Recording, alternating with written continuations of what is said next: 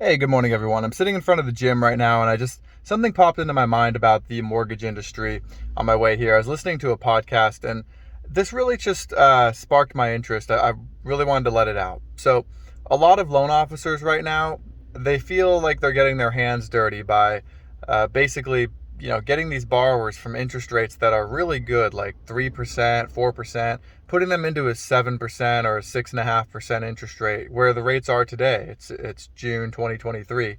And you know what? That alone is a bad thing. Of course it is, right? You're basically doubling their rate almost. For what, right? The outcome has to be worth it. So I wanted to kind of break this down for you because it's not that we're just paying off their other debt and increasing their rate on their mortgage, right? That's the surface level. That's what we're doing to help them right this minute, because the deal will make sense if their mortgage payment goes up by $200, but we eliminate $600 in monthly payments on these other debts. For example, like cars or credit cards, things that could be at really high interest rates. Like a credit card right now could be 20, 25%.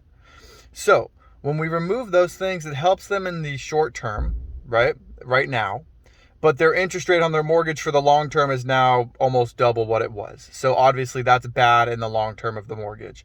But what a lot of loan officers are forgetting to think about is this is a cycle. The mortgage rates go up and they go down and they go up and they go down. And so when the rates come back down again, we simply finance that borrower again.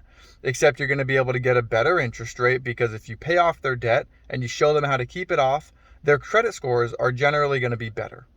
You're teaching them financial responsibility. And then number two is we would be doing a rate and term refinance where we simply lower their interest rate.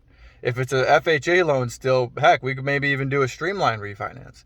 So you're putting them in a better loan regardless, though, in a rate and term refinance where cash out refis are generally at higher rates anyway. So they have no more debt. Now their interest rate will come down from that rate you bring them in today into a lower rate, and they're debt free. That is the end goal. And a lot of loan officers right now are forgetting to see that picture of the re-up business that they're going to do in the future for the borrower. You need to make sure to keep the retention going. You have to keep in contact with that borrower. Otherwise, all you did was just help them short term and set them up to be in a really worse off position over the long term. That's not our goal. Our goal, or at least my goal, is to put you in a better position short term by paying off all of your debt. Basically lump it all into one mortgage payment that you have to worry about. It's going to help your credit scores go up because all that other debt is going to go away. Keep yourself in that payment plan. You're going to have extra cash flow if it's set up correctly. You're going to feel richer at the end of the day. And then keep that money going. Keep it going. Don't add more debt to it. And then when the interest rates come back down in a year, 2 years, they do come back down. It's just a matter of when, not if.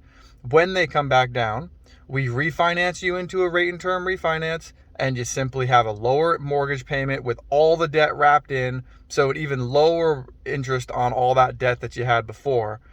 And on the mortgage payment, you're in a much better position no matter how you look at it. Short term, long term.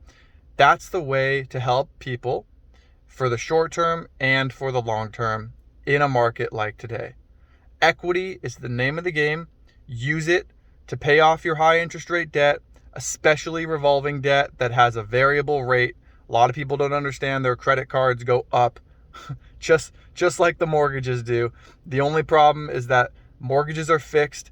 Interest rates on credit cards are not. So if you keep running balances on those cards, you're going to notice that even if you just make the minimum payments every month, somehow those minimum payments keep going up, even if the balance goes down slightly.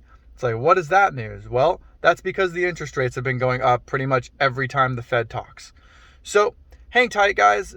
I'm speaking to loan officers and customers here.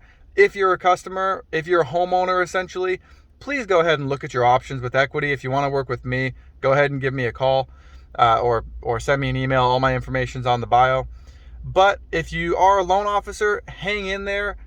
Don't come out of the industry right now, because if you do, you're going to lose those contacts if you don't bring your book of business. And then you're really not going to be able to help those borrowers down the road to really put them in a better position long term, which at the end of the day, that is our main goal. Hope this information helped. Follow for more. Have a good one. Bye-bye.